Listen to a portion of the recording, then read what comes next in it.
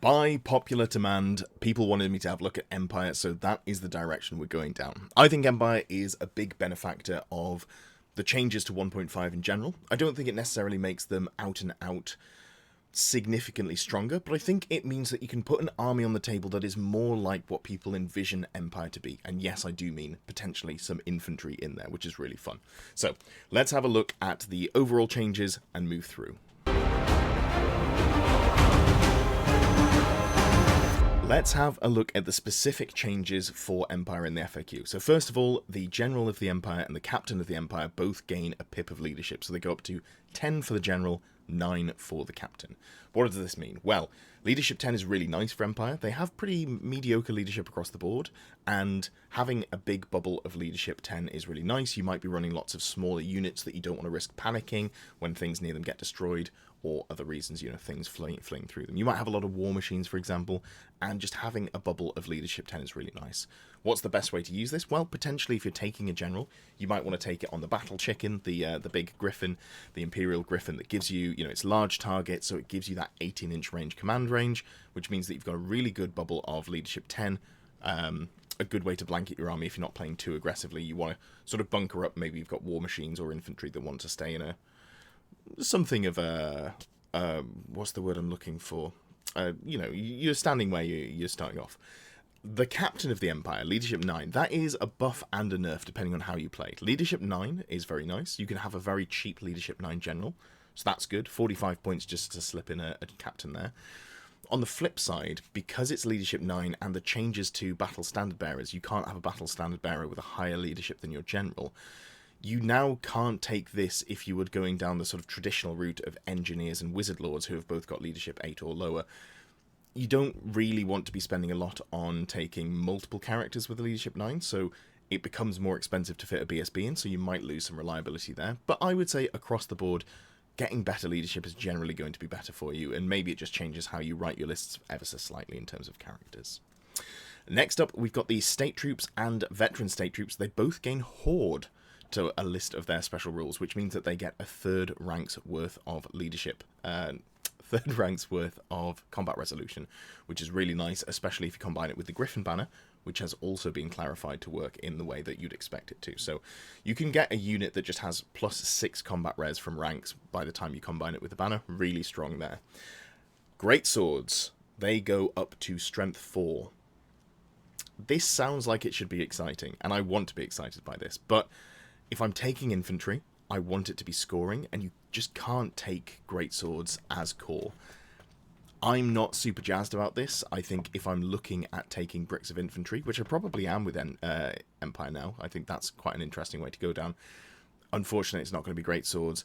They don't have the output to be interesting enough to run a brick of them outside of core, and you can't take them in core, so they're not, doubling down on points denial and scoring there. So probably not too important, but if you're looking at Empire through the lens of I want to play things that I like, and I'm not going to tournaments, I'm not looking to make the most competitive list, this does make great swords better. Strength 4 is quite nice in terms of actually cleaving through some slightly tougher targets. Following up, we have nothing else in the changes here, but we do have some FAQs. First of all, to Tuchin Guard, delete Guardians of the Temple from the list of special rules. I didn't understand this the first time round. The reason for this is they have the special rule, but they can also purchase the special rule. So all this is doing is clarifying that actually you don't get the special rule for free. You do have to buy it for the unit if you want to have it. Not too much of an issue there. And then on to the general questions. Here we go. Does the Griffin Standard allow a unit to claim a higher rank bonus than normal for its troop type? I think this is how everyone should have been playing it, but there was an argument that you could only you could get a maximum of 2, which didn't make sense with this being a 50-point magic banner. Anyway, this has been clarified now, so you get +2 rank bonus for each extra rank beyond the first instead of the usual +1, meaning you could get up to +4 instead of +2, and if you've got Horde, you can get up to +6 instead of +3. So really nice buff here in terms of Horde giving you extra ranks on the state troops, and plus additional combat res on the Griffin Standard. So you can run an unsupported brick of infantry that just sort of tanks charges and sits on objectives relatively well. Harold Gummison can issue a second challenge using Skilled Duelist and then fight again. Can the opponent in that challenge fight again? So that makes sense. Just clarifying that if initiative steps were weird. So say you're playing into elves, the elf character fights first, then Harold wins a challenge, then Harold declares another challenge, the elf that he's fighting gets to fight again. This is fine. This is just, makes it reasonable that you're not tying up a character in a challenge without letting them attack into you for subsequent rounds. Not a nerf or a buff, just a clarification. Road Wardens may replace their crossbows for pistols for +1 point per model. If it does, must the captain pay an additional +2 points to do the same? No, if you replace the entire unit's crossbows with pistols, that includes the captain. And then it just says if you have crossbows, you can spend 2 points to give them the pistols or repeat a pistol instead. This is nice. So when I was writing lists with Road Wardens in, was actually paying the additional points just because it seemed weird, but the way it was listed, I thought you had to do it. So nice just to have a clarification there that you're not paying extra to take a unit champion that also wants to take the brace of pistols. So nice upgrade there. Just saves you a couple of points.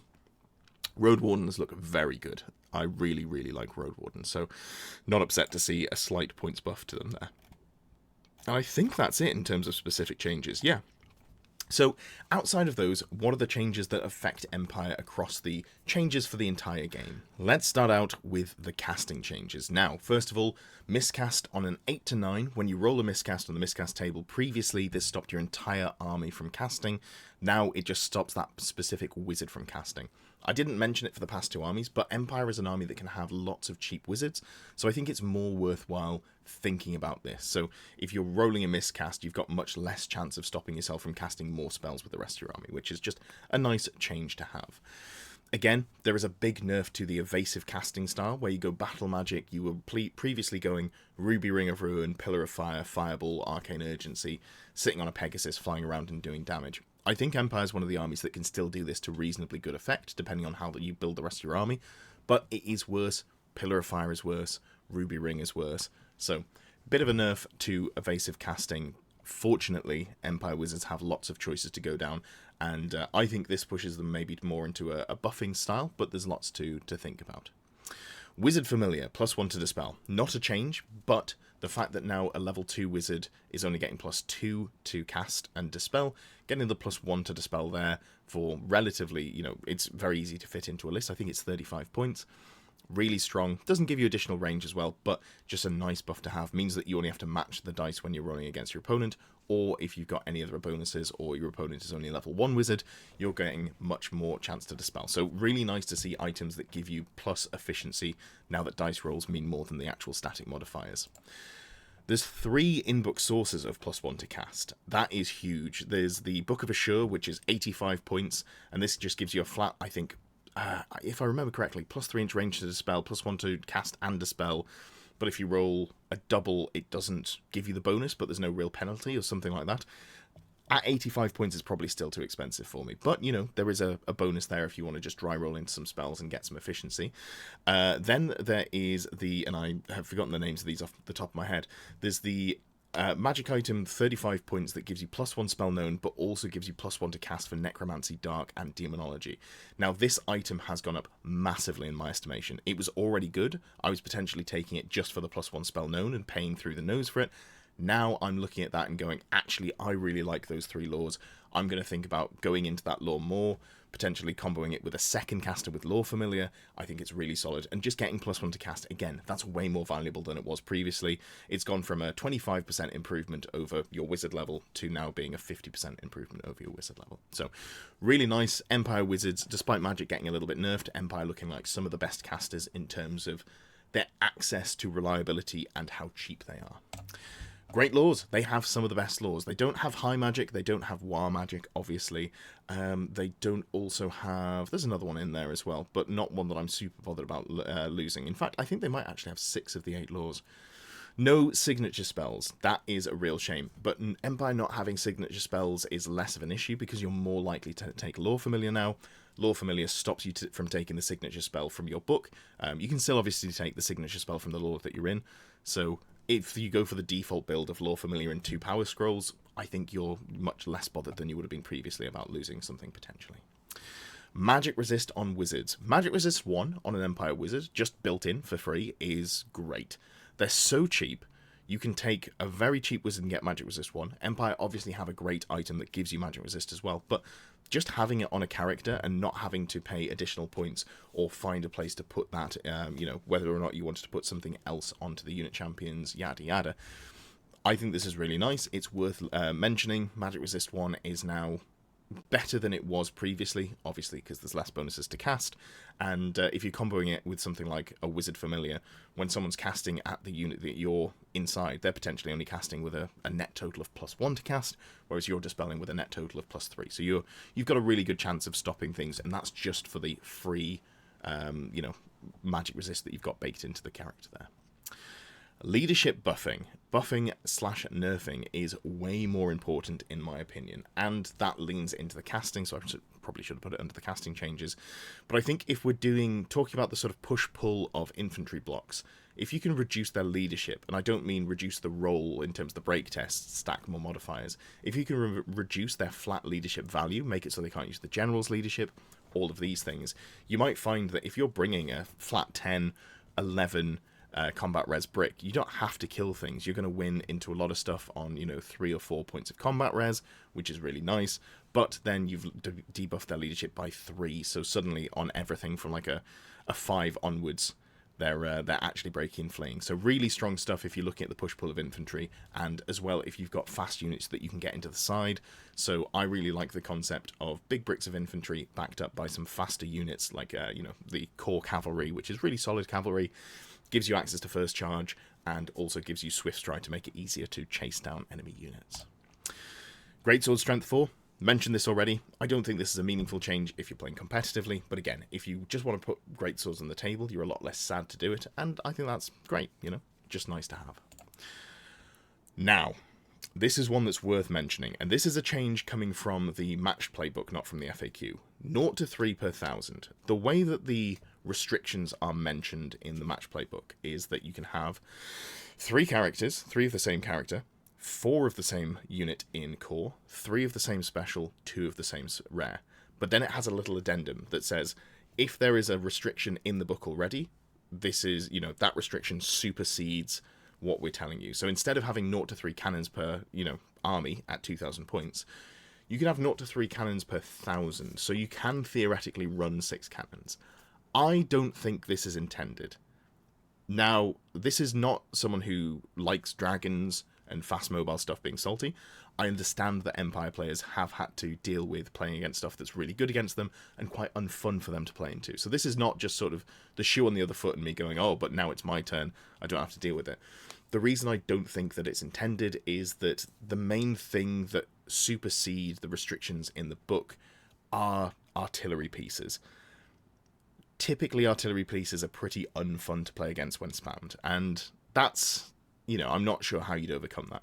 But if we're looking at lists where you're going 6 cannons and 4 Hellblaster volley guns, it becomes less of a game. It becomes oh, I rolled second, did I? Well, the game's probably over. I'm probably going to be tabled, which is not ideal, and it's not going to be the same into every army type. But my expectation is that either Games Workshop change this in an FAQ, or tournament organisers might say, actually, the 0 to 3 special per unit still stands.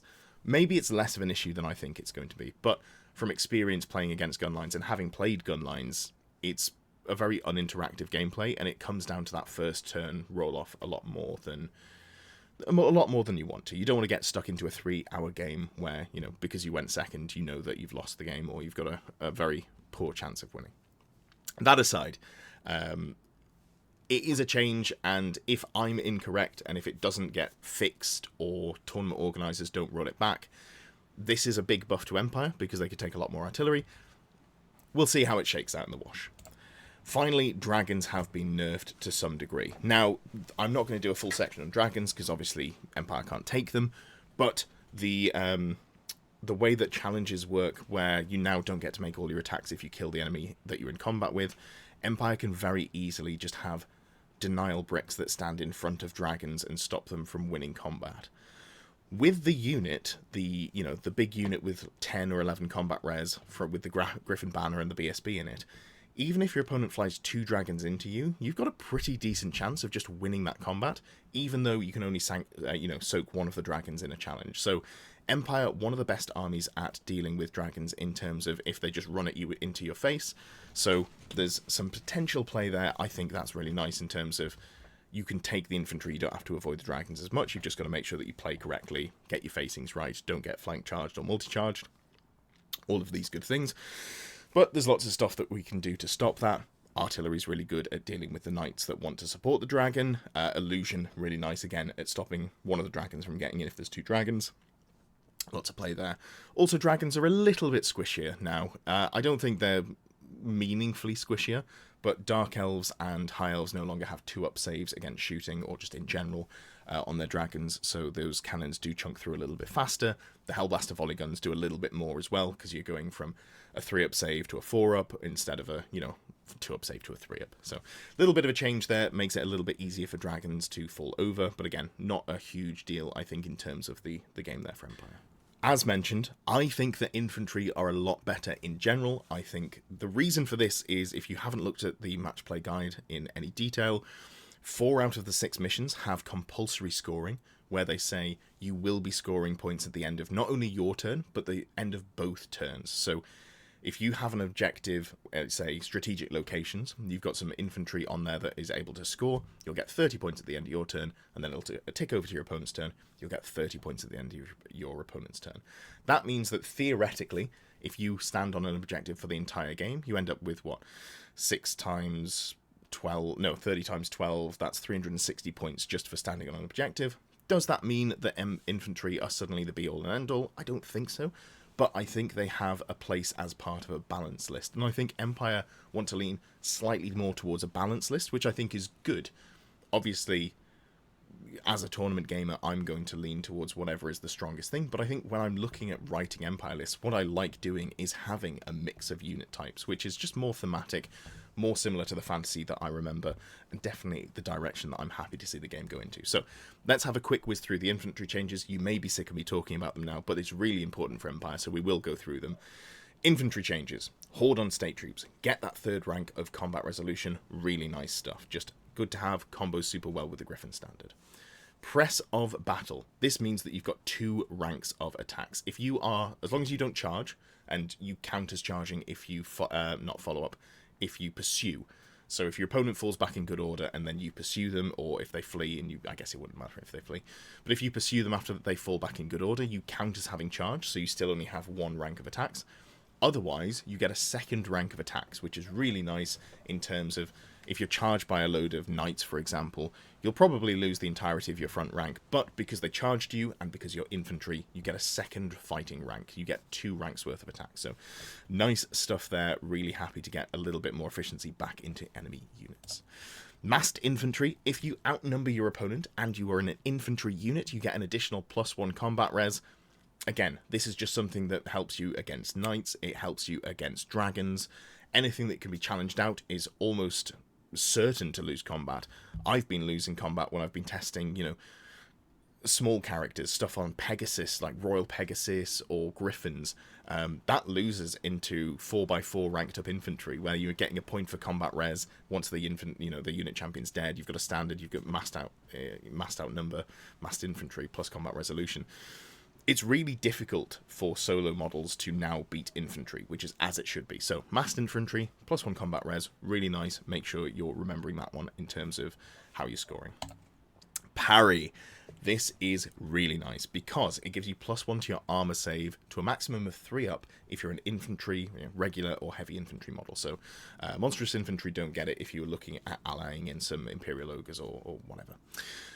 Why is this good? Well, it means that suddenly you've got a 4-up save in combat if you go hand, weapon, and shield, and it means that the free option of not having to pay for a weapon is usually going to be best. This isn't going to give you a buff against shooting, but if you're charged by, let's say, knights, you go from having a 5-up save that's removed immediately by their lancers to a 6-up save. It's not a huge bonus, but just getting a little bit more efficiency there. If you're charged by enemy infantry, if they've got hand weapons and shields, you're saving half of those. Just nice to, again, lose a few less models, lose a little bit less in terms of combat resolution. It all adds up to layers and layers of infantry being more interesting to take. Griffin Banner, talked about this already. This has been fixed. It actually gives you 2 points of combat res per rank to no cap, apart from the number of units you're allowed to have. So if you're a normal unit, you can have 2 ranks worth of combat res for a maximum of 4. If you are a horde unit, you get 6 total. But yeah, really nice. And again, you can have a semi-unsupported unit just with the Griffin Banner holding down a point. Maybe one on a flank, maybe not the main one, or you could just have it on the main one and have stuff pushed past it. But very happy to have a huge chunk of combat res there. I think it's one of the strongest changes for Empire in terms of what they gained. Weapon selection. Now, this is really nice. I think I would generally recommend that you probably just use hand weapon shields on your state troops, unless we see the meta change to the point where actually there's going to be a lot of infantry, and it's going to be a lot of infantry on infantry fights. I'm not 100% sure that we're going to see that much infantry, but if we do, halberds have got better. Now, they still are just the same if you have been charged, so if you've received a charge, you probably just want to use hand weapon shield to minimise the amount of casualties. But if you follow up, or in a second round of combat, you might end up wanting to use the halberds because they get an additional pip of AP on the charge. That means that you're going to be strength 4, AP 2 on your attacks, and you know, sure, when you're charging, you're going to get 1 rank, but that combos really well with some of the different things we might want to do with wizards, which we'll look at on the next slide.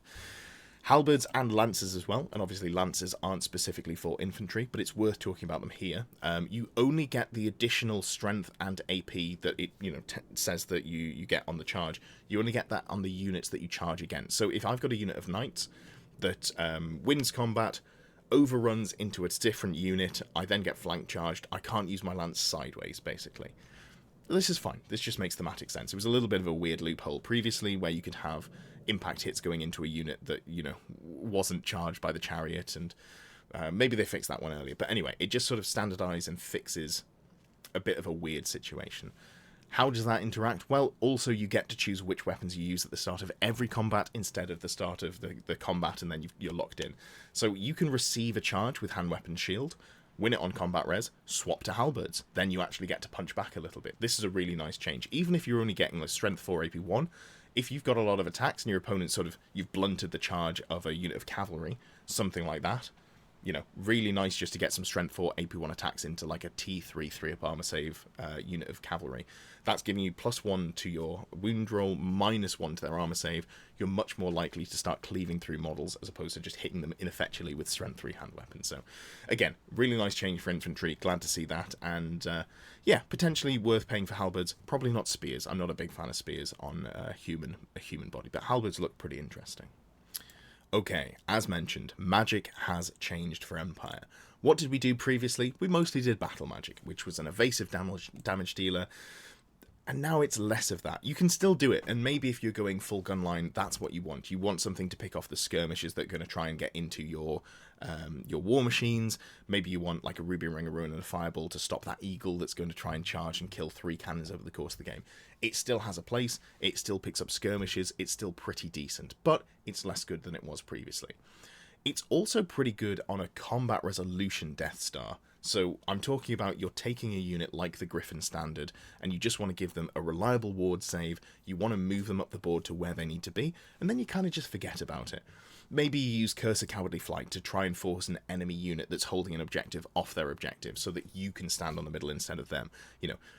It's a lot of spells that are going to help with the push-pull of getting on objectives and staying there. Why do I like this more than Earthen Ramparts? Earthen Ramparts is a great spell, obviously from Elementalism, and it gives you so many bonuses, but it's really hard to cast. Oaken Shield casts on a 7. That's really reliable. You can cast Oaken Shield if you're locked in combat. That's really good. Are you going to be locked in combat? Probably. You're a brick of infantry. Your opponent's probably going to be able to hit you and sit in combat with you, so having that reliable ward save is really nice. I do like battle magic still, but I think the job has changed a little bit from being only for doing damage at range to now maybe sitting in bricks of infantry. Next up, we got Demonology, and I'm on the fence about Demonology because Demonology is the offensive combat res lore. It has Steed of Shadows. You can march units of infantry 24 inches because it gives you a fly 12 move. If you want to, and if you've got drilled in on any of the infantry units, you can march 36 inches. Again, this is fine. I don't necessarily think this is super game breaking because people aren't going to be worried about charging into you if you've got a demonology brick of halberds. I think most of the time. Maybe I'm wrong with that. Maybe, again, we're going to see more infantry than I expect and it becomes more exciting. But, yeah, this gives you a lot of mobility on your infantry bricks. Probably the most mobility you can get. And it also has Demonic Vessel, which gives you +1 strength, attacks, and AP. That does mean on the charge, your halberds are strength 5, AP 3, armor bane 1. But you're only getting 1 rank of attacks. You do get 2 attacks per model, so it kind of evens out in the wash. But I'm still not 100% sure that that's enough to make me want to aggressively play with a brick of infantry halberdiers. However, if that is your jam, you can do it better than you've ever been able to do it before. So, something to consider there. Am I taking it? Probably not. I'm probably taking a more defensive piece, but I'm looking at my infantry bricks as being defensive points denial pieces that score me lots of points over the course of the game by standing on objectives. This gives you more agency to move them around, but they are less defensive, more likely to die, but maybe more likely to catch you some points as well. Oh, they also have a reliable magic missile. It is a high casting, casting value, but it's a magic missile that you have as your signature spell. So maybe taking Arcane Familiar, something that people did before. I think it's worse now, but you can reliably get that magic missile. You've got a leadership debuff spell in there as well, which is nice. It's not quite as good as Necromancy, but again, I've talked about doing leadership debuff shenanigans, so Demonology does have that angle down as well.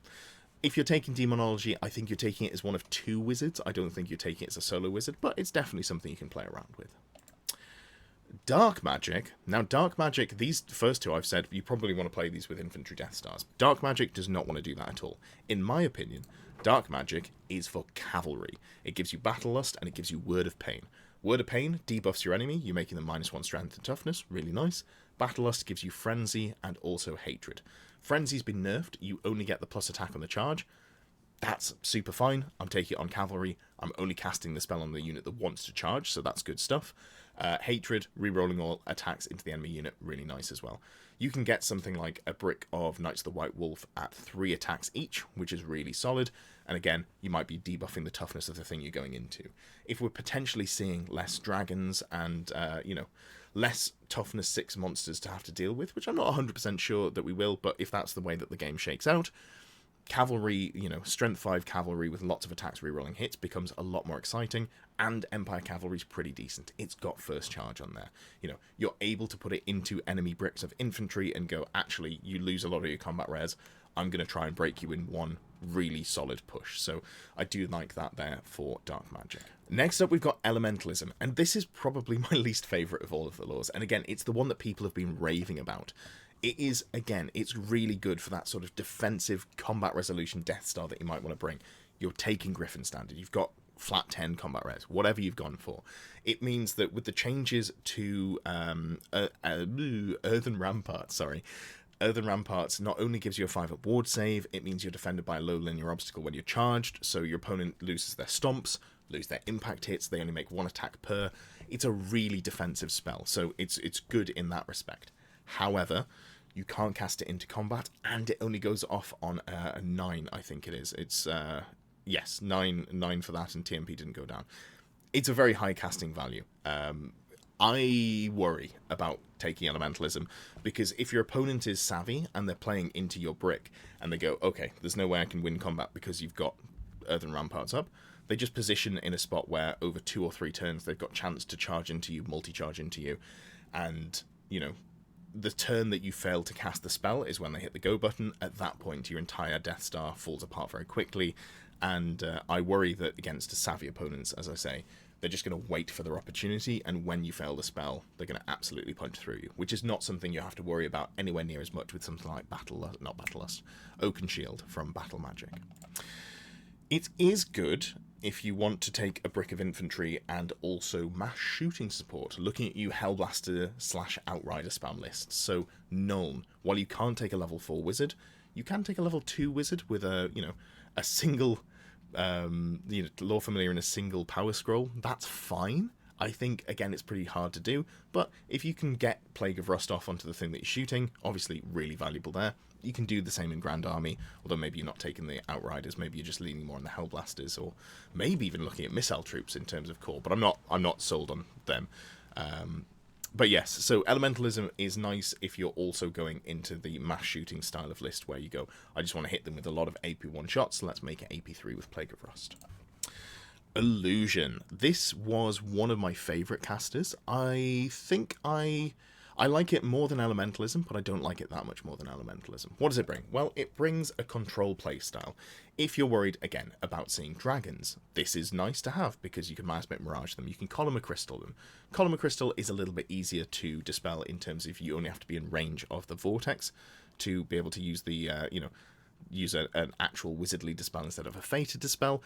But it's still a very high casting roll, so even with a level 2 wizard, you need to roll, what, an 8 or a 9? Something like that. So it's not an easy thing to get around. It does do control very well.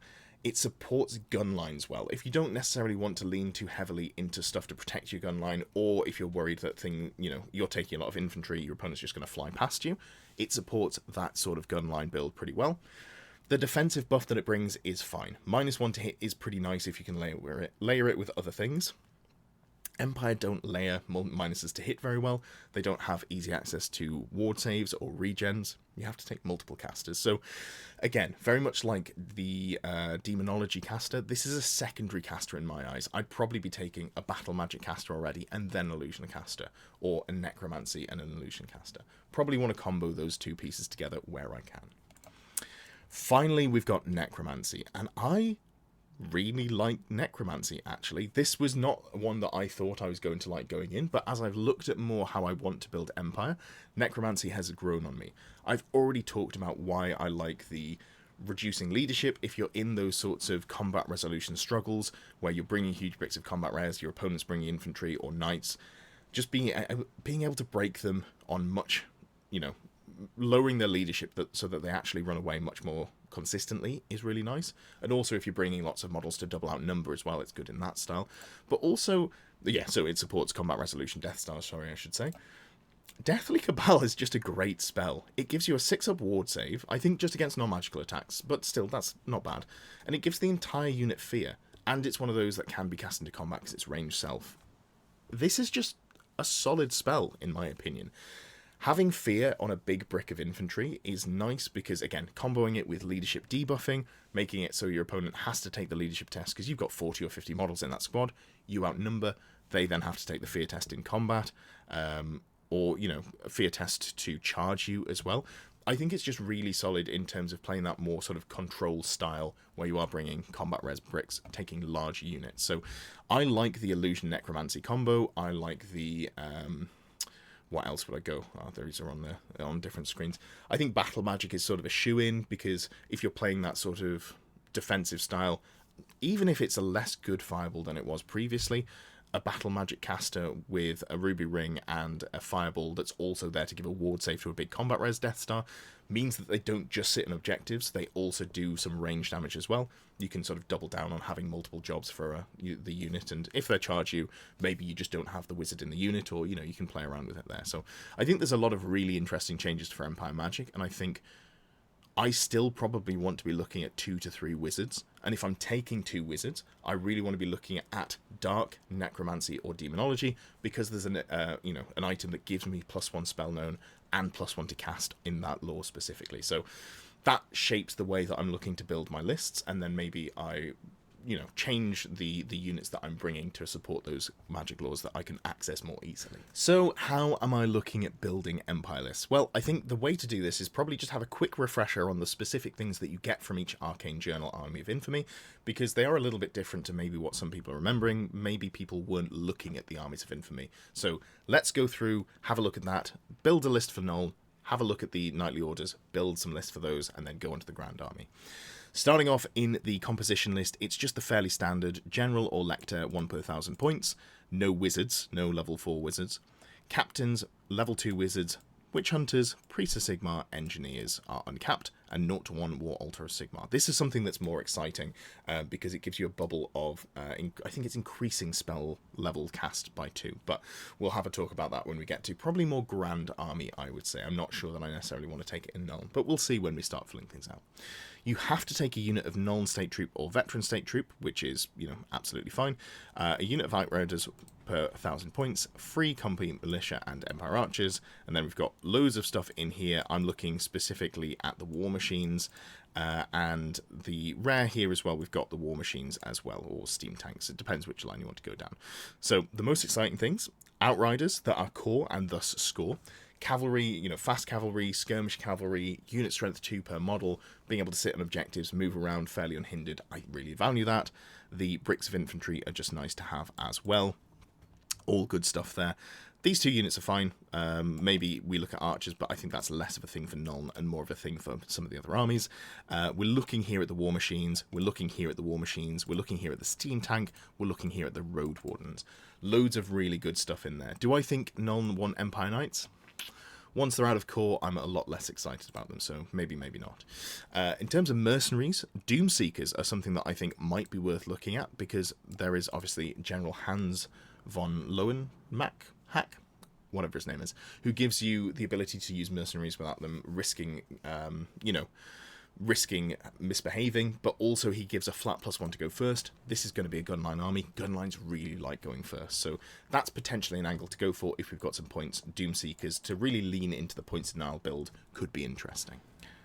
I probably should mention very quickly before we go on to the next attachment, Nuln State Troops, which are the regular ones, and the Veteran Troops, they use the profile of regular and Veteran State Troops in the Empire of Man. This means that they do have Horde still, so you can still do the Griffin Banner. They're not a separate unit that's been missed. They're just specifically state troops that have additional restrictions. So you have to take a detachment of missile troops or regular swordsmen. You have to have, so you've got to have halberds, which are pretty decent here anyway. You've got to have handguns for the missile troops. You've got to have hand weapon shields if you're the melee unit. And you can have a free champion in the detachment as well. So just worth pointing out there before someone goes, oh, but that doesn't work. You still get the good combat res brick if you're in the Nuln detachment. If we're looking at city state of Nuln, the first thing I'm going to do is I'm going to put in triple cannon. I think that's just a very obvious place to start. And then it comes down to, do you like having the Hellblaster volley guns or steam tanks more? In this one, I'm going to go with the Hellblaster volley gun. I think they do pretty well here, and it's worth something just looking and building around and going for that full artillery playstyle while still having units to support them. Again, I'm assuming that we're not going 0 to 6. If you can have up to 6 cannons and 4 Hellblaster volley guns, you probably just do. Maybe you'll find that people don't want to play you in casual games, but that is definitely a direction that you can go in. So, triple cannons, 2 Hellblaster volley guns. When I'm running that, I do like running triple engineers, and I usually don't give engineers anything because they're going to give up their ballistic skill. You know, you've got the Master of Ballistics, so instead of shooting, what you're going to be doing is, once per turn, rerolling a misfire, or giving the ballistic skill to one of the Hellblaster volley guns. So you probably shoot your cannons first. Pardon me. Shoot the cannons first, and then the Hellblaster volley guns afterwards. Just good stuff there.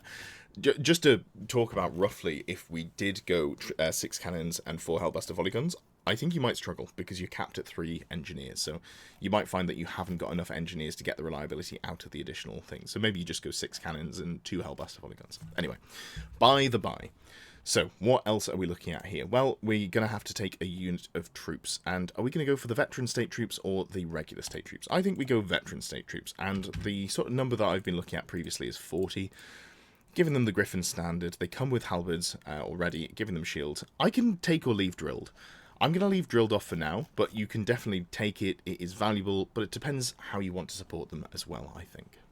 Obviously, we do have to take a detachment here of State Troop. Well, no, sorry, not State Troop. I'd like to take a detachment of State Missile Troop, so let's go to that one. As it stands, I think I'm just going to take 5 with handgun. I guess we may as well bump them up to 10 so they can score. I don't want to spend too many points on them. This is just keeping the unit, you know, it keeps the drops low, keeps the units where you want them to be. Jobs are good.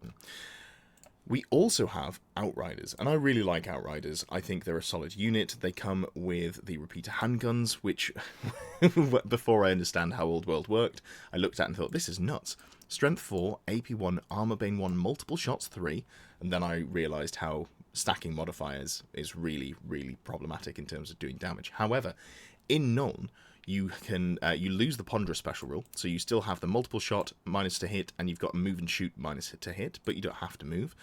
On top of that, you can also take characters that are holding Squintoffin's Marvelous Magnifier, can't believe I said that right, which means that you ignore range penalties as well. So you're always hitting on 4s or 5s, apart from, cover or skirmish bonuses. So I think Outriders are looking really solid. Generally, when I'm looking at units of Skirmish Cav, I like 8. We'll give them a Sharpshooter or Musician, and I really like the Grenade Launching Blunderbuss. If you remember from previous videos, I did have a video where I talked about why the Grenade Launching Blunderbuss was just mathematically superior to a normal repeater handgun. Every time you hit, you get D3+1 hits. You're not taking the multiple shot penalty.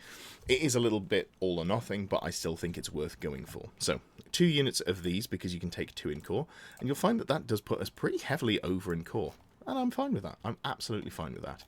We want to back that up with some characters to hold the Squintoffin's Marvelous Magnifier, and I think I really like level 1 wizards. Now, is the wizard going to roll the summoning? Not super often, it goes off on a 9, but it does bring Magic Resist 1, which I quite like, and it has something that it can attempt to do on its own turn, and it's a Dispel threat. So I do like that as just a cheap option to put things on. We are going with the Marvelous Magnifier here, just to show you the rules. The way that it works is extremely common, so you can have multiple of them.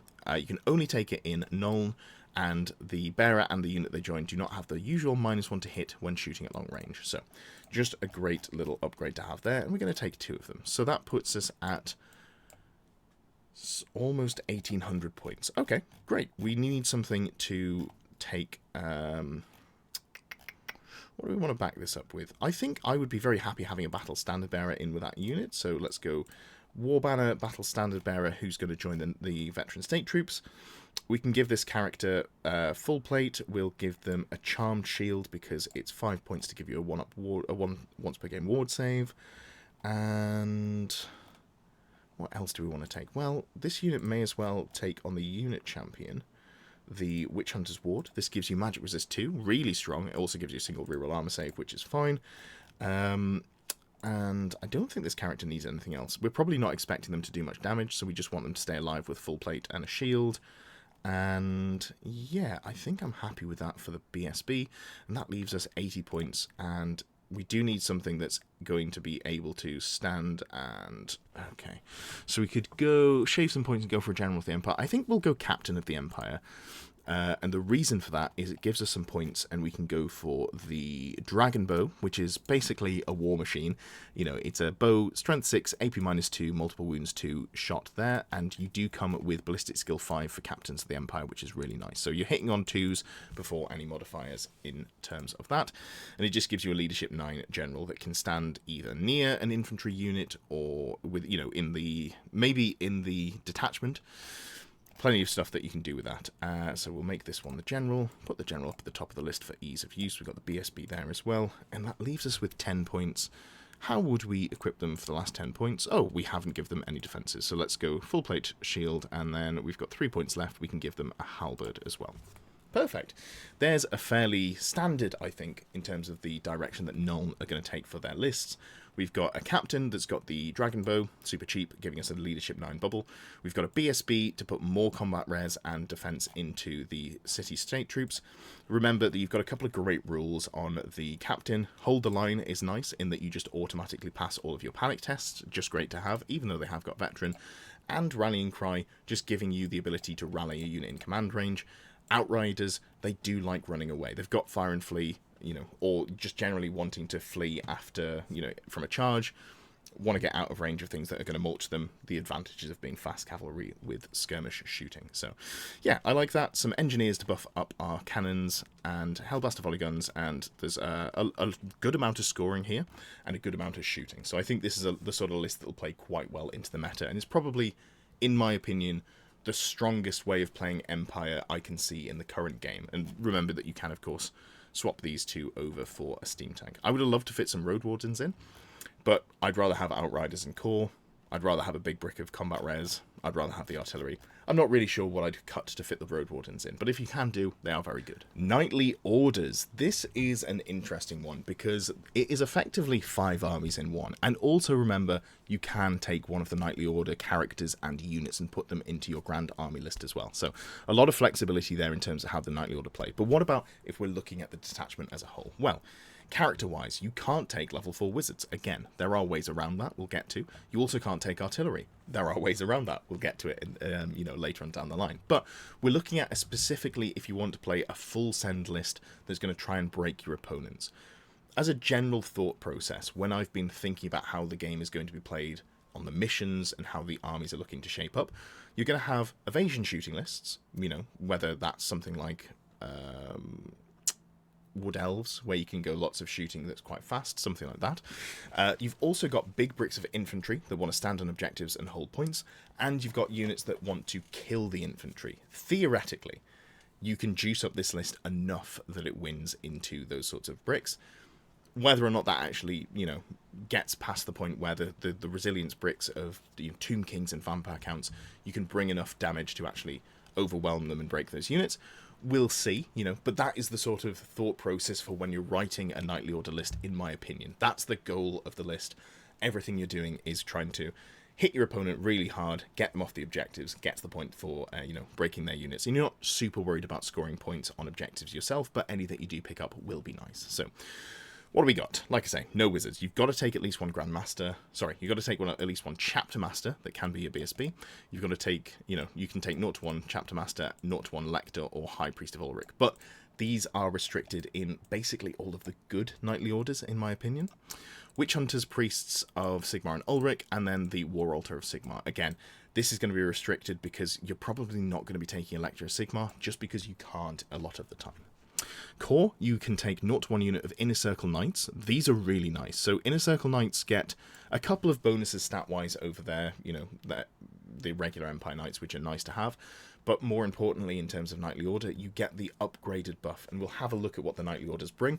But they bring 2 tiers of buff. They get something that everyone gets, and then there's additional buffs that characters and Inner Circle Knights get. So you want to make sure that you're using this in all of the Knightly Order builds that you're going for. 1+ unit of Empire Knights per 1,000 points, and Archers.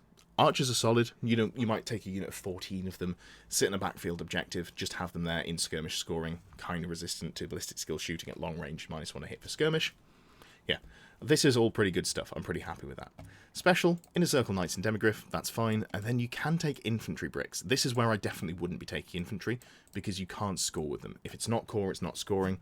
I'm not going to bother. Then we've got Pistoliers. It's a real shame you can't take Road Wardens, because I'd be tempted to in this sort of style. I don't think Pistoliers do it. Impetuous is less of a downside, so maybe it's something that you play around with, but I'm probably not looking at Pistoliers to start with. I'm going to go heavy into core, heavy into characters.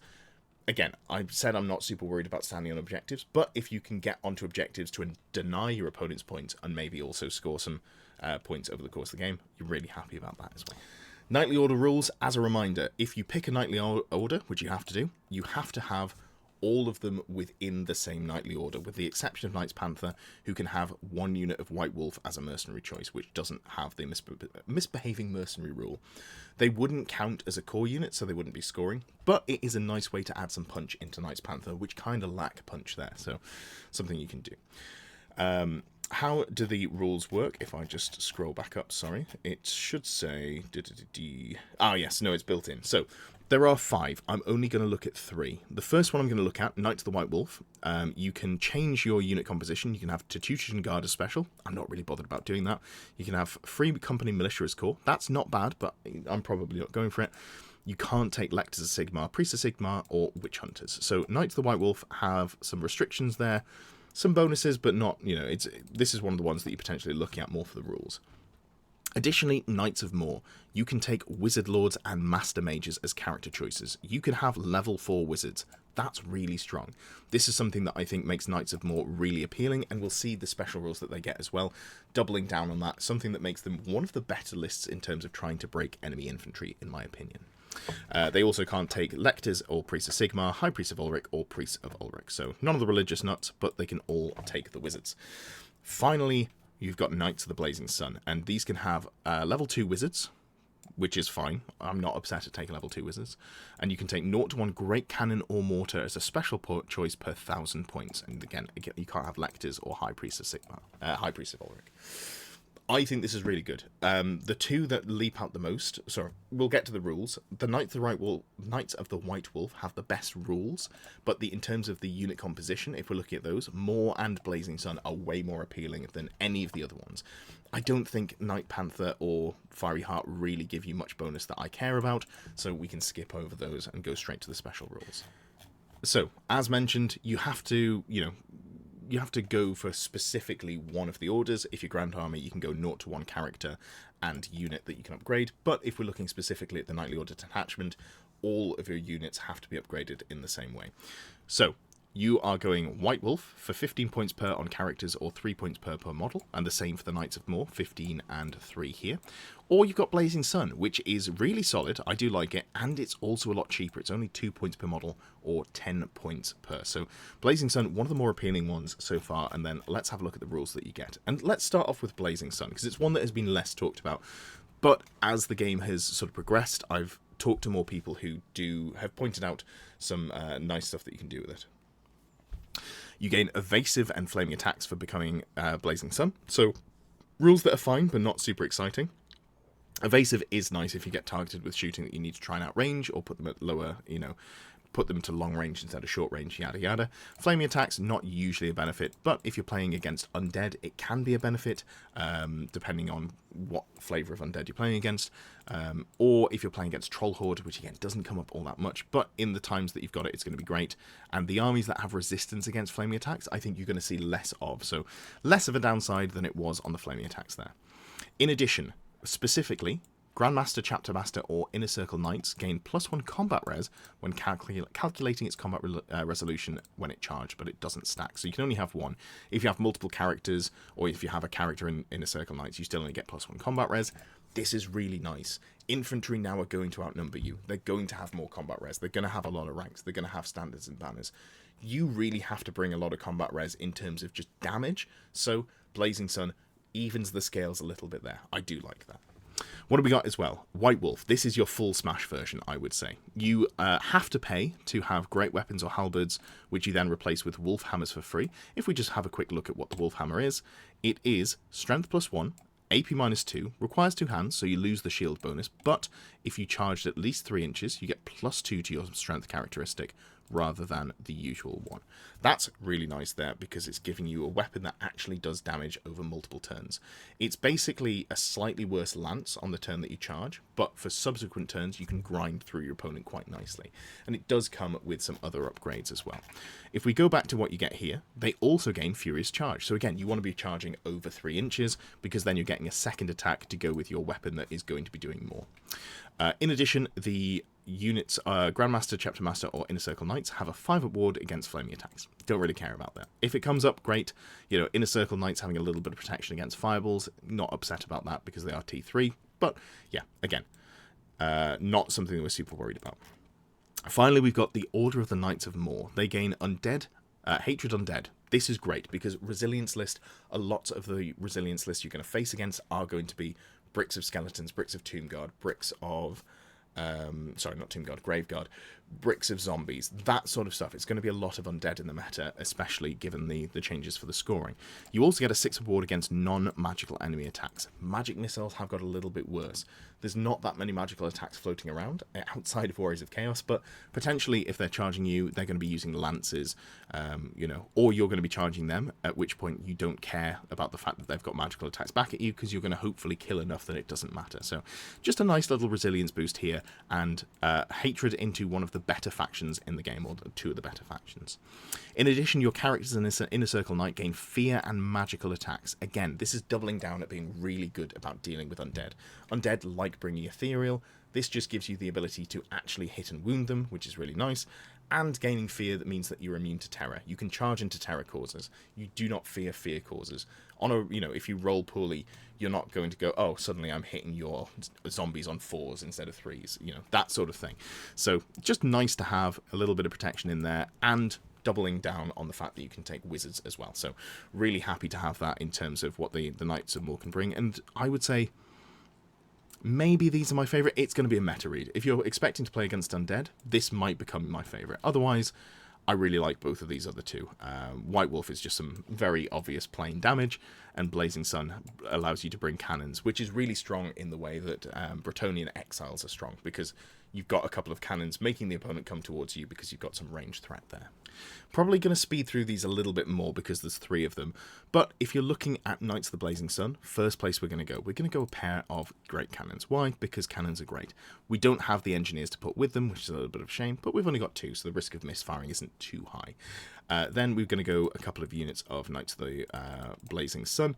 I do like just full command, giving them Lancer's shields. Drilled and Stubborn is just an absolute classic. 2 of those is good.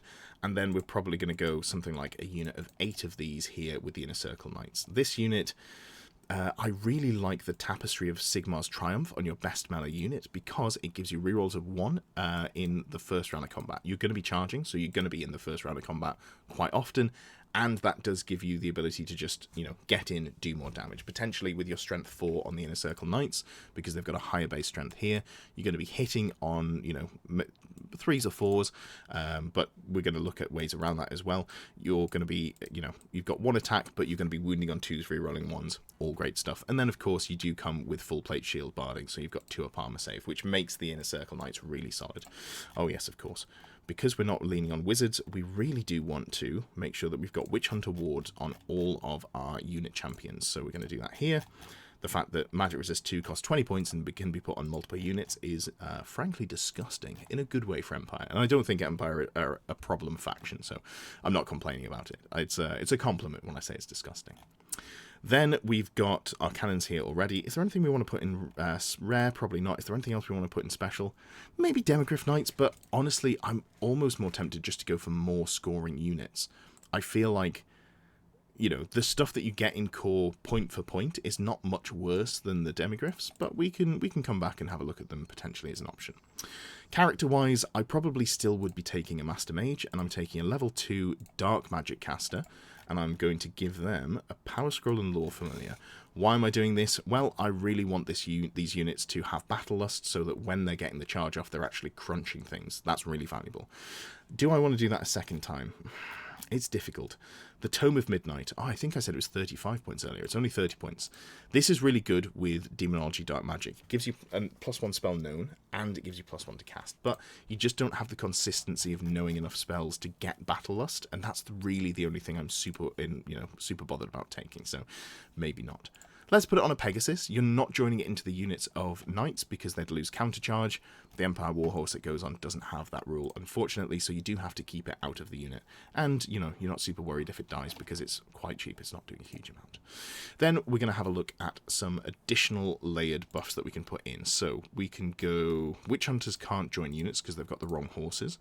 Let's just double check on the Priests of Ulrich up. Pretty nice, and so are Priests of Sigmar. Let's just have a quick refresher on what they bring in terms of prayers. And this is just a leadership test, so it's not super reliable to get off. But you can give yourself rerolls to hit a wound of 1. It's fine. Ward saving and a shooting phrase, or doing additional damage. I'm not super bothered about the Priests of Sigmar. What about the Priest of Ulrich? The prayers of Ulrich here. Additional range on a charge roll, I really like. Now, it doesn't give you additional declarable range, so it doesn't mean that you just win in the push-pull. The standoff that you might have with enemy players who've got lots of cavalry that are looking to jockey for position, but it does make you more reliable. You can give yourself Mark and Nurgle, or you can give yourself multiple wounds too. Now, I don't hate that in terms of having a unit that can hit something more hard. Maybe we look at putting that in just to start off with, but I'm not sure about that. Maybe we come back. We definitely want to go with some other characters, though. So we'll go with the Chapter Master, who can be the Battle Standard Bearer, and we can give the BSB probably the War Banner, I would think. Give them a Lance, full plate shield on a Barded Warhorse. What do we want to bring for them? Well, I do really like giving them twice Blessed Armor. This is a full plate armor that gives you Hammer Hand as power level 2. So in fact, let's not bother upgrading them to full plate there. And we'll also give them a Charm Shield to give them a once per game ward save. So again, we can knock off the shield there. I don't know that there's anything else that I super love taking. There are some things that you can take, you know, getting some more reliability on the swift stride. You know, let's go for that, because you do want to make sure that you're actually getting into combat. This is probably going to go in with the Inner Circle Knights and really just double down on crushing something. So let's also go with a Grandmaster that's going to aim to do some attacks in there. So Grandmasters are fine. They're weapon skill 6 with 4 attacks, the strength 4 as well. So as combat characters go, they're pretty decent. Are there any upgrades that we want to give them here? We could afford to give them the White Cloak, which is just a nice ward save. And this is going to be a general, so we definitely want to make sure it's, you know, surviving to some level of reasonable decree. We could really double down and give them the Laurels of Victory, but then we're going to struggle to give them a good weapon. So let's have a look at weapons first. I don't think there's anything in here that I'm super excited to give them. The Mesa Hellstorm is funny. You can only make a single attack with the big profile, but I'm not worried about that. Sword of Justice is fine, but it's a bit low strength, even with the rerolls. I do like the Hammer of Righteousness. That's not awful. I'm probably more looking to pair that with a wizard that's doing some necromancy, but it's okay. Blade of Silver Steel. No, you know what? I think we're probably just going with a lance on this character. At which point, let's just say, let's give them the Laurels of Victory. I'm not 100% sure that this is super worth going with, but you can load out your characters in more interesting ways if if you've got particular interests that you want to try and align to. So we've got our general here. Grandmaster, we've given them a lance, so they're going to do reasonably well. We're in Blazing Sun. We've given them a ward save. Every wound they do counts as 2 for combat res, so just really doubling down on making sure this unit of Inner Circle Knights does their job. And then we're just down to a few more points. We've got 200 points here. I will say there's not anything that I'm super in love with putting in. You could put some more characters into the Empire Knights of the Blazing Sun, and I don't hate doing that because you do get some benefits. Now, you get Masters of Battle, which gives you immune psychology on the Knights. I would say that's actually maybe a downside for these smaller units because they quite like positioning and fleeing, and you lose the ability to do so. So maybe we don't go Chapter Masters. Is there anything else that we want to put in here? No, I don't think so. So I would say maybe we just bump up the unit like so, and we take a unit of Empire Archers, maybe 14 with the ability to scout if need be, so you can either put them forwards, use them to block off a Green Knight, something like that, or you can deploy them in your home objective, start scoring points from turn 1, and if we've gone 10 here, we're going to be 12, so that's 6 by 2, we could just go another model. Of course we can't go another model. Is there anything else that we can buff up? Oh, I didn't even take the Priest of Ulrich out. Okay, that does change things.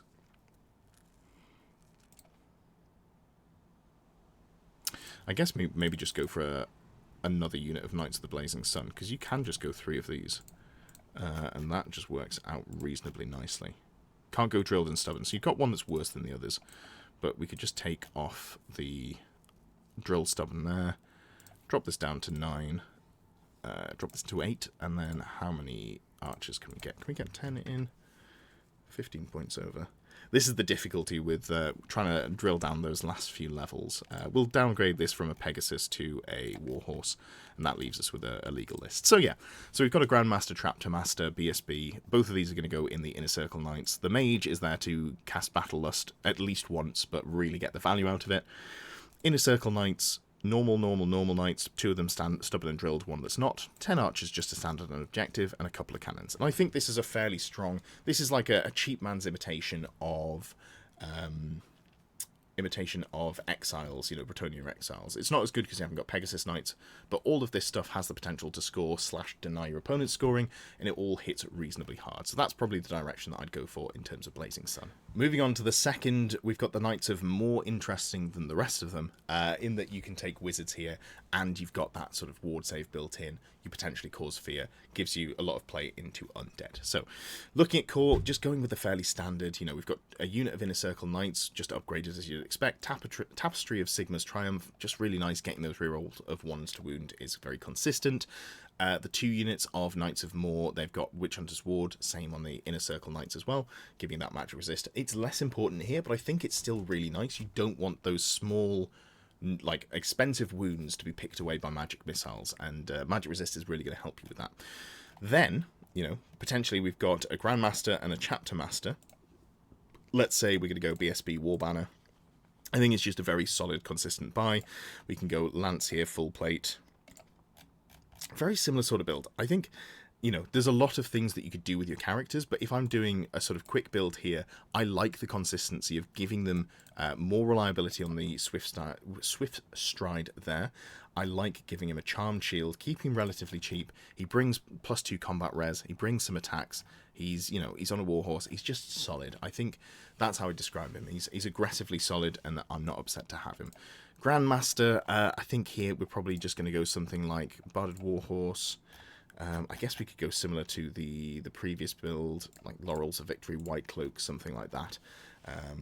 Don't have to spend too many points on him. The Laurels of Victory, again, maybe not worth the points, but this is just a relatively cheap character that's going to be kind of tanky enough, you know, and you've got some output there. So 4 attacks, strength 6 with the lance, which is okay. And he's going to go into the unit of Knights, probably the Inner Circle Knights. So you've got 10 models here, which let's upgrade this to have 10 Knights, so we've got 12 in total, 2 ranks of 6, something along those lines. Now, this is where the Wizard Lords come in, and I probably want to look at running 2 of these, because I think these are really solid, because Dark Magic we're going to be playing around with, as mentioned, Word of Pain. Hex, it's still a high casting value, although I believe it did come down to 9. 18-inch range, -1 to strength and toughness, which you can cast into combat. That's not super important in this setup, because if they're in combat, if you're in a slog, I guess you could overrun into them. Yeah, anyway, it's nice to have. Battle Lust, this is the big thing, giving them frenzy and hatred all enemies. So we're not so bothered about the fact that the Grandmaster only has weapon skill 6. You're going to be rerolling all those hits anyway, and you get an additional attack. So I think this is a really solid place to start off. And if we're going Dark Magic, I think we can run 2 of these because they really juice the rest of the build, and we're probably going to go another unit of Knights of Morr. Let's put that in and sort of work backwards from there. So 1 unit, we're going to make a level 4 wizard. We're going to give it the Tome of Midnight, which, as mentioned, gives you +1 to casting rolls for Demonology, Dark Magic, or Necromancy, suddenly making your spells a lot easier to get off. They're loner, so they can't join a unit, but I don't care, because I'm already on a Pegasus. That's absolutely fine. I wasn't joining a unit anyway. And we'll go with probably 1 Power Scroll. That feels like enough to make sure I'm getting my stuff off. Then we've got the second wizard, which is a level 3 wizard, because obviously you can only have a single level 4 now. And let's give them here Lore Familiar and 2 Power Scrolls. Given that we've also got, you know, we can fly around, we can take the Magic Missile signature spell if we want to. We're also going to give the Lore Familiar caster the Ruby Ring of Ruin. I think just having it as a multiple choice, we might have to... No, we can fit it in here. Where is the Ruby Ring of Ruin? Oh, it's gone up to 35 points, of course it has. Yes, so we'll go 1 Power Scroll, Lore Familiar, Ruby Ring of Ruin. This means that not only are we able to cast Battle Lust on things here, and Word of Pain, because we're going double Dark Magic casters, we do have the ability to fly around and deal with the enemy skirmish units that can potentially move block us, or just be a pain in the backside, scoring points, all of those things. That does put us a lot of points over, so let's just drop this unit here and really buckle down on these 2 core units plus the Inner Circle Knights, and then again, I do just like having a unit of reasonably sized Empire Archers here to stand on a home objective. 8 points per model, we can go up to 15 there. Something along those lines, give them a unit champion. Again, not being super precise with the points, but, you know, something like a character here that's going to do some damage, bring some combat res, Chapter Master that's going to do the same, 2 Wizard Lords that are going to juice the units, a big unit of Inner Circle Knights that are going to be, you know, the big heavy hitters, 2 unit of supportive units, you know, with Drilled and Stubborn on there, just really nice, Mad Resist 2 as well, Empire Archers for holding backfield objectives or screening. Jobs are good. Not much to say about that. As a quick look at Order of the White Wolf, obviously you haven't got any wizards or cannons to put in. So just as a, you know, an outline for the direction I'd go, I'd probably start putting in something like the Demogryph Knights to try and grind through. And again, this is just your pure damage. All I care about is killing my opponent as fast as possible. I've got some units that aren't core, but they're going to hit really hard.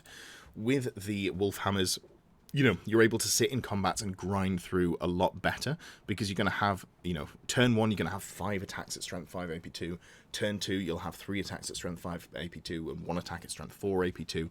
Just really solid there. You've got a lot of crunch. You do have a worse armor save because you've gone for the wolf hammers, but there is always the option to go hand weapon shield if you're worried about the punchback. And, you know, one of the units can have the Icon of Morr. This is really strong. It upgrades them from having fear to terror. For 25 points on a BSB, you probably want to take anyway. That's really nice.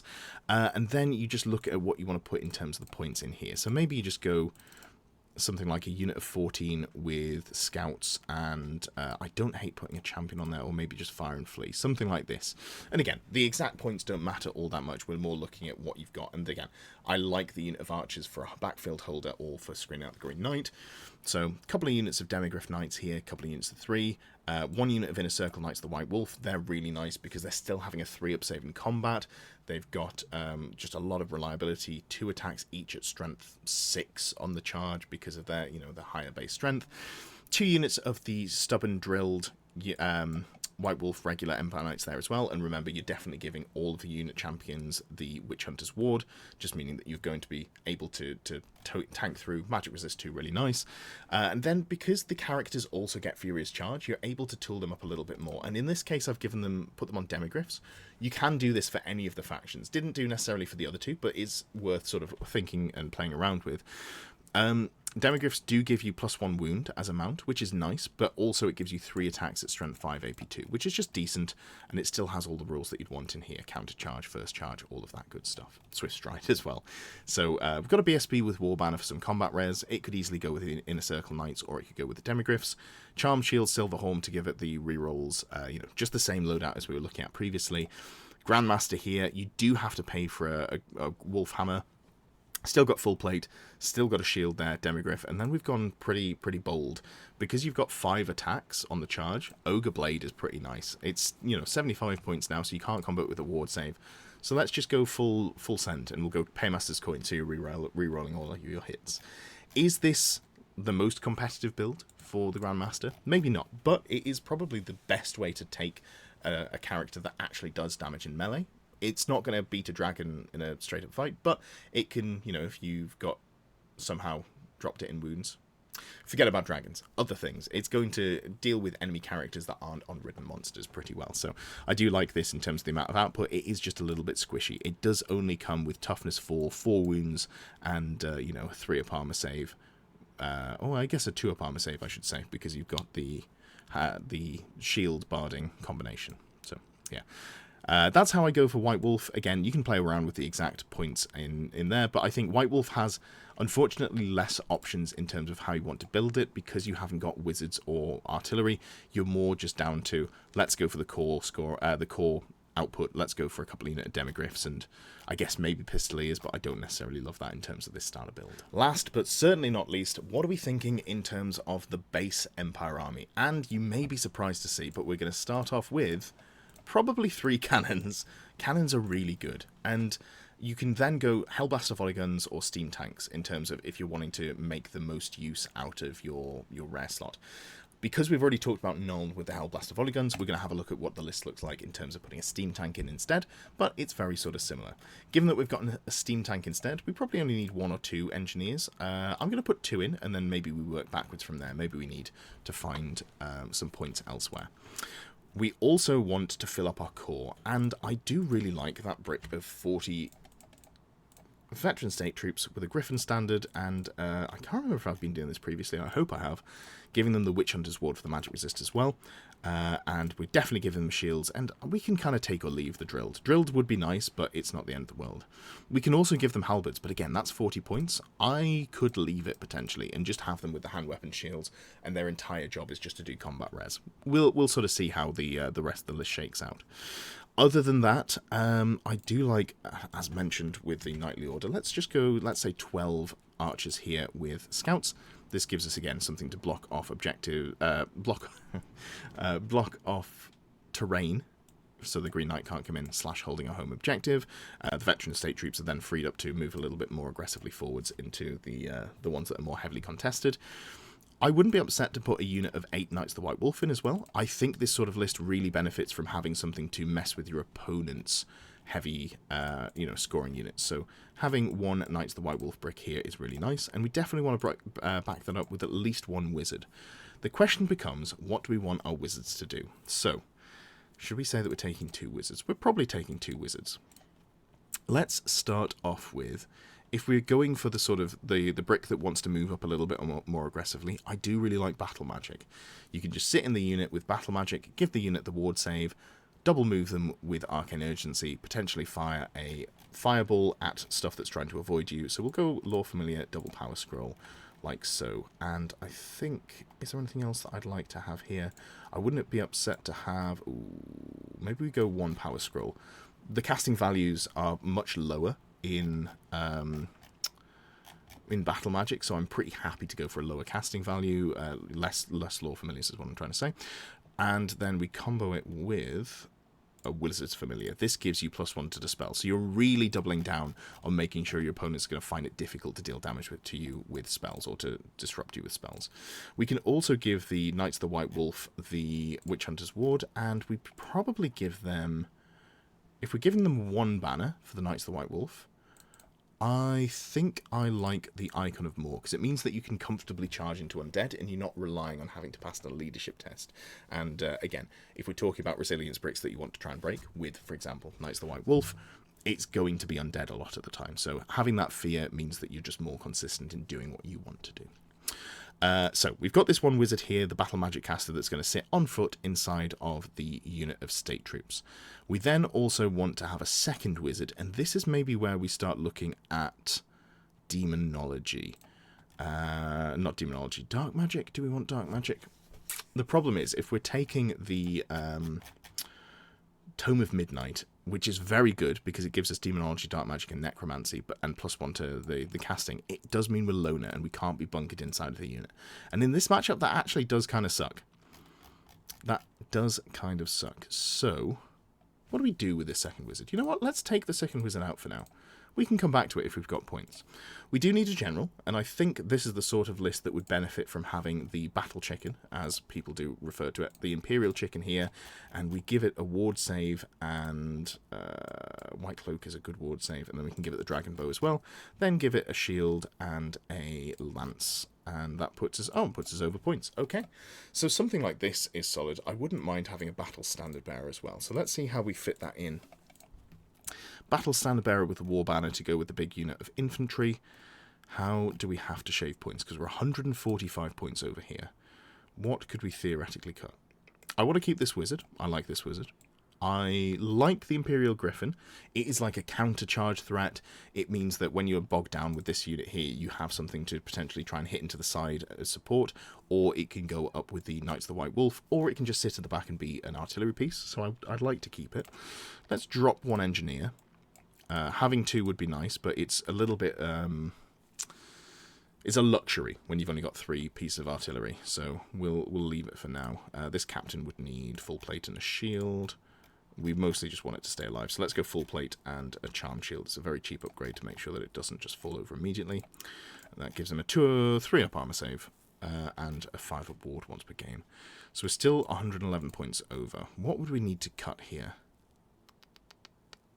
Maybe we just find that we don't have points for the Empire Archers, and we play a more defensive game and we keep the Veteran State Troop on the home objective. That's definitely something that we can do. And that leaves us 15 points over the asking price, which we can... I guess we just drop 2 Veteran State Troop, because we've still got 40 in the unit by the time we put the Wizard Lord and the Captain BSB in there. And we've still got a pretty decent combat res brick.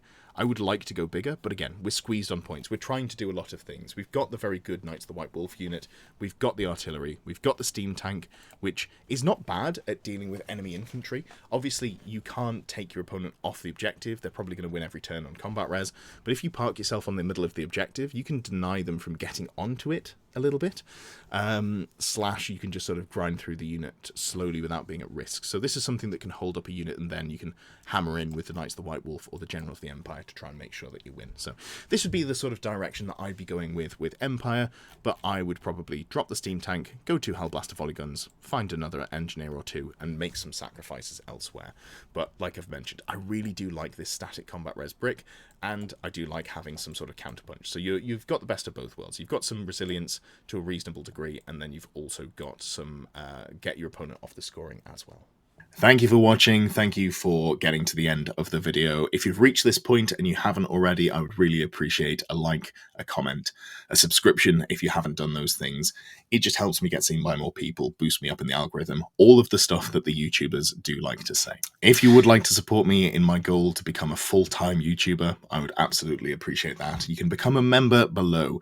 There are various perks to those, name at the end of the videos, all that good stuff, but it also unlocks some VIP areas in Discord if you become a Longbeard or Grey Knight tier supporter. Those VIP sections are the only parts that are locked away in Discord. You don't have to be a member to join the Discord. I'd recommend that you should.